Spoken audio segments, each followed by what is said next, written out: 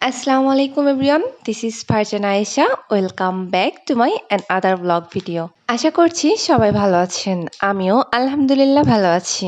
এটা হচ্ছে পাতিহাঁস আর আজকে হচ্ছে পাতিহাঁস রান্না হবে আর সাথে রুটি। হাঁসের মাংসের এই লোমগুলো অনেক শক্ত হয় যার জন্য হচ্ছে খুব ভালোভাবে এটা পরিষ্কার করতে হয়। আর বড় আপু এটাকে খুব ভালোভাবে পরিষ্কার করছিল। একটা জিনিস খেতে যতটা সহজ, জিনিসটা তৈরি করতে ঠিক ততটাই কঠিন। এখানে হচ্ছে রুটি বানানোর জন্য আম্মু কায় মাখছিল আর আমিও একটু চেষ্টা করছিলাম। আমারও বেশ ভালো লাগছিল কিন্তু এটা খুবই গরম ছিল। আর তারপরেও আমি চেষ্টা করছিলাম। আমার বেশ ভালোই লাগছিল। মানে আমি হচ্ছে এগুলো শিখে রাখছি যাতে পরে কাজে লাগে, নিজে নিজেই করতে পারি।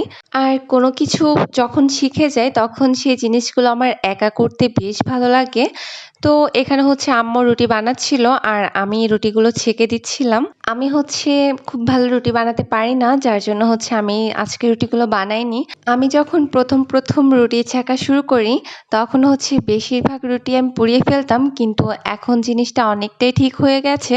আমি খুব ভালোভাবেই এখন রুটিটা না পুড়িয়ে ছেঁকতে পারি, যেটা আমারও বেশ ভালো লাগে। আস্তে আস্তেই তো মানুষ সবকিছু শেখে, তাই না?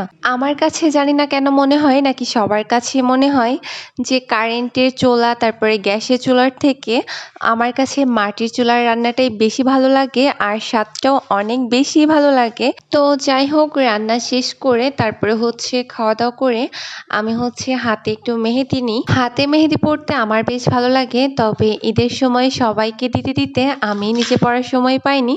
তারপরে এটা হচ্ছে আমি নিজে নিজেই নিয়েছিলাম। আমি খুব ভালো মেহেদি আর্ট করতে পারি না, তারপরে আমার কাছে এটা বেশ সুন্দর লাগছিল। তো তারপরে হচ্ছে নড়াইলের উদ্দেশ্যে রওনা হই, কারণ হচ্ছে একটা ডিনার সেট কেনার দরকার ছিল, যেটা এখানের দোকানে অল্প অল্প থাকে। আর নড়াইলে হচ্ছে অনেকগুলো দোকান ঘুরে ভালো জিনিসটা পছন্দ করে আনা যাবে। আর এটা আমার বেশ পছন্দ ছিল। আর এই সেম একটা হচ্ছে আমাদের আছে। তারপরেও আমার কেন জানি না এটাই ভালো লেগেছে, সাদার উপরে সবুজ রঙের ফুল, এটাই আমার কাছে অনেক বেস্ট মনে হয়। আর তারপরে হচ্ছে সব কিছুই গুনে গুনে দেখছিলাম, উনি একটা একটা করে বের করছিলেন আর আমরা প্রত্যেকটা জিনিসই গুনে গুনে নিচ্ছিলাম। আর এটা সাদার উপরে সবুজ ফুল নয়, এটা হচ্ছে সাদার উপরে সবুজ পাতা, যেটা আমার বেশ সুন্দর লাগে দেখতে। যেই দোকানেই যাই না কেন, কেন জানি না আমার এই ডিজাইনটার উপরেই চোখ যাবে।